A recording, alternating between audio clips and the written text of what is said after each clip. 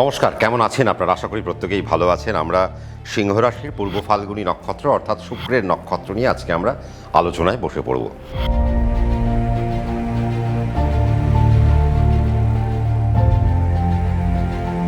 কেতুর নক্ষত্রকে আমি অনেক ছাড় দিয়েছি, মঘা নক্ষত্রকে আমি খুব বেশি প্রবলেম বলিনি। আমি বলেছি শুধুমাত্র যদি বত্তারায় ফেরে তো প্রবলেম, কিন্তু যদি শুক্রের নক্ষত্র হয়, তার মানে আপনার যদি শুক্রের নক্ষত্র পূর্ব ফাল্গুনী হয়, তার মানে শুক্র, রবি, চন্দ্র, মঙ্গল, রাহু, বৃহস্পতি, শনি, তারপরে শনির নক্ষত্র আপনার জন্য কিন্তু বধ, তার মানে যেটা ডেডলিয়েস্ট। শনি কোথায়? শনি এখন আপনার থাকছে হচ্ছে মীন রাশিতে। সে কোন নক্ষত্রে বসে রয়েছে এখন যখন আপনার প্রোগ্রামটা দেখছেন হয়তো রেবতীতে, কিন্তু সে আবার ফিরবে উত্তর ভাদ্রপদ নক্ষত্রে, তার মানে আপনার বত্তারায় ফিরবে। বৃহস্পতি কোথায়? বৃহস্পতি পুষ্যা নক্ষত্রেই বসে আছে যখন আপনারা এই অনুষ্ঠানটা আপনারা দেখছেন তখন। তার মানে বৃহস্পতি বত্তারাকে কানেক্ট করেই বসে রয়েছে এবং আগামী এক বছর মানে 2027 সালের মে মাস পর্যন্ত এই বৃহস্পতি আর শনি অনেকক্ষণ কিন্তু বত্তারা কানেক্ট করে বসে থাকবে। তার মানে শনির নক্ষত্রকে সে কানেক্ট করবে। বৃহস্পতি পুষ্যা নক্ষত্রে আছে, সে আবার একটু পুনর্বসুতে গিয়ে পুষ্যায় এসে অশ্লেষায় গিয়ে আবার পুষ্যায় এসে আবার অশ্লেষায় যাবে। মানে বুঝতে পারছেন তো ক্যালকুলেশনটা? শনি রেবতী নক্ষত্রে আছে, সে নিজের নক্ষত্রে ফিরবে, বধ নক্ষত্র, ফিরে সে আবার অনেকক্ষণ বসে তারপর সে আবার বক্রিও থাকবে।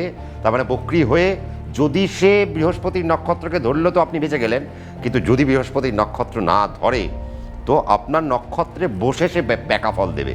তার মানে বুঝে নিন কতটা সমস্যার হতে পারে পূর্ব ফাল্গুনী সিংহ রাশি।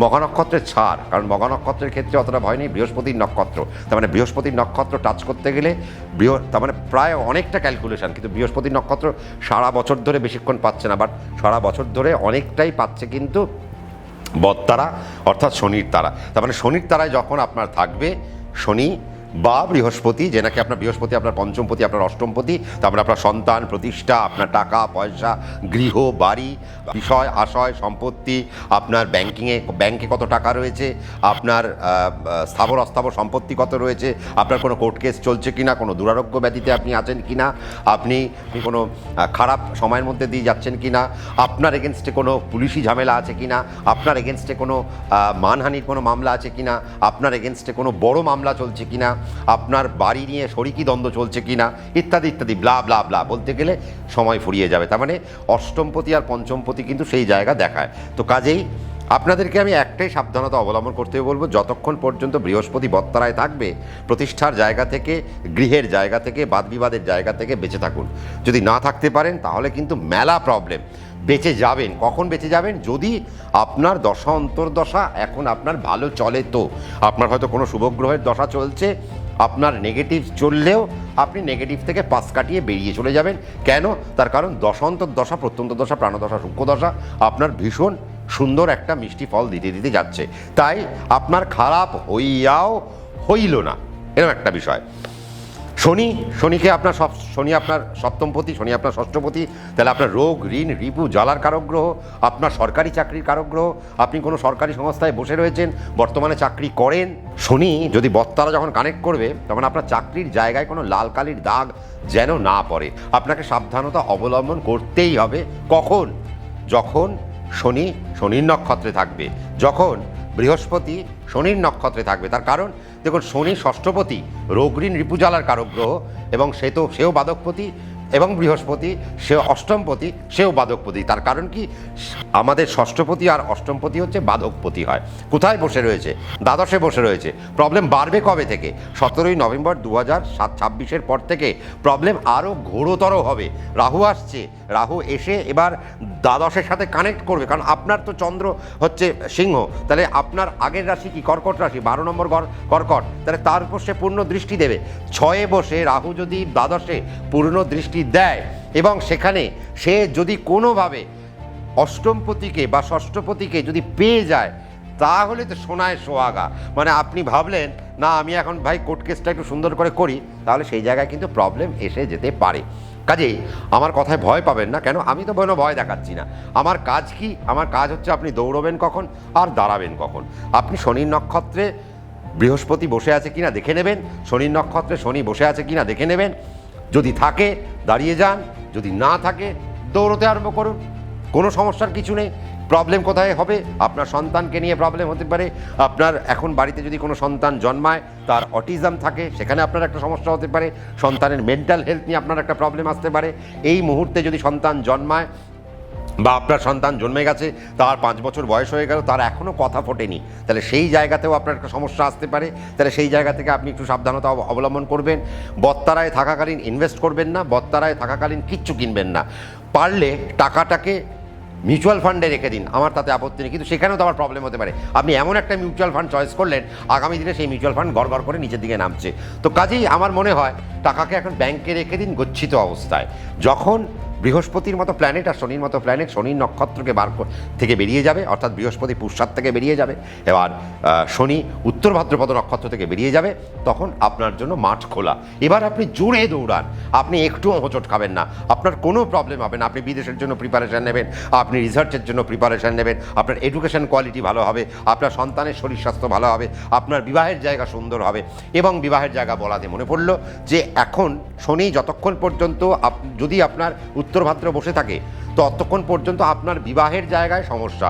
আপনার মেয়ের জন্য পাত্র দেখেই যাচ্ছেন, তারা আসছে, মিষ্টি খাচ্ছে, চা খাচ্ছে, চলে যাচ্ছে, কিন্তু ফাইনাল কিছু বলছে না, পছন্দ হয়েছে কি হয়নি। এই জায়গায় আপনি ভাবলেন যা বাবা কী হলো, তার কারণ ওই যে বত্তারায়, তার মানে বিবাহ ম্যাচিওর হয়েও হইল না, তার একটা জায়গায় তৈরি হচ্ছে, তার মানে সেই একটা জায়গা। বা বিবাহ দিয়ে ফেলেছেন, কিন্তু দেখা গেল তারপরে পাত্র যা বলেছিল সব ঢপ। পাত্র বললো যে আমি সরকারি চাকরি করি বা আমি একটা বড়ো চাকরি করি, বিয়ের পর দেখলেন সে হয়তো কোনো জায়গায় খুব ছোট্ট একটা চাকরি করে। চাকরি কোনোটাই ছোট নয়, কিন্তু ব্যাপারটা হচ্ছে সে বললো যা, আপনি দেখলেন আরেক। তার মানে আপনার কাছে একটা ছন্দ পতন হলো, আপনার মাথায় একটা সমান বাড়ি ভেঙে পড়লো, মনে হলো যেন আপনি আর চাপ নিতে পারছেন না। আপনার সন্তান মানসিক জায়গায় ভেঙে পড়লো এবং তার বিবাহিত জীবন নিয়ে বড় সমস্যায় তৈরি হলো। শুধু তাই নয়, আপনারা যারা বিবাহ করে ফেলেছেন, তাহলে শনি যদি বত্তারায় থাকে, আপনার সাথে আপনার বউয়ের বা আপনার সাথে আপনি যদি স্ত্রী হয়ে থাকেন, আপনার হাজব্যান্ডের জটিলতা চলছে, সেই জটিলতা কোর্টে অবধি চলে যেতে পারে। সেখান থেকেও কিন্তু আপনাদেরকে একটু সাবধানতা অবলম্বন করতে হবে। তার মানে সাংসারিক যে আনন্দ বা সুখ, তাহাও নষ্ট হতে পারে, তার জায়গা থেকেও সাবধানতা অবলম্বন করবেন। বাকি ব্যবসা করবেন, চাকরি করবেন, সব করবেন, প্রমোশন নেবেন, সব করবেন, সরকারি চাকরির জন্য প্রস্তুতি নেবেন, সব করবেন। খালি ওই শনির নক্ষত্রে যদি শনি থাকে, বৃহস্পতি যদি শনির নক্ষত্রে থাকে, ততক্ষণ পর্যন্ত শুভ কাজ করবেন না।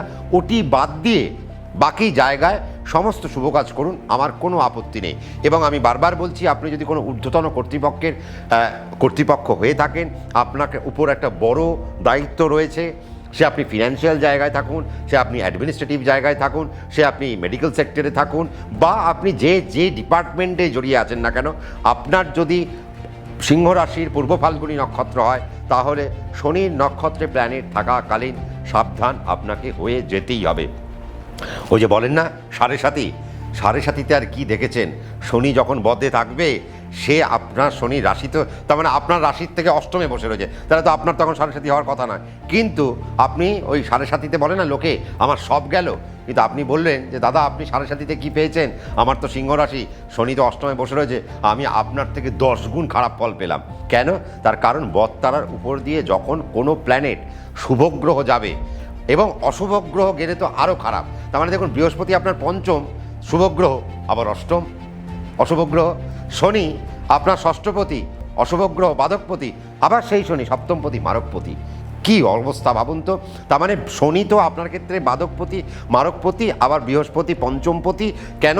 সে বৃহস্পতি পঞ্চমপতি মানে সে আবার কোণপতি আপনার, তার মানে কোণপতি, সে তো সবসময় ভালো রেজাল্ট দেয়, সে তো তুঙ্গভাবে বসে রয়েছে, বাট দেখা গেল সে তো আবার অষ্টমপতিতে আপনার বাধকপতি হয়ে বসে রয়েছে। তার মানে সে যখন খারাপ নক্ষত্রের মধ্যে যাচ্ছে, আপনাকে বিততে যাবে, আপনি সেই সময় কোনো ভালো কাজ করবেন না।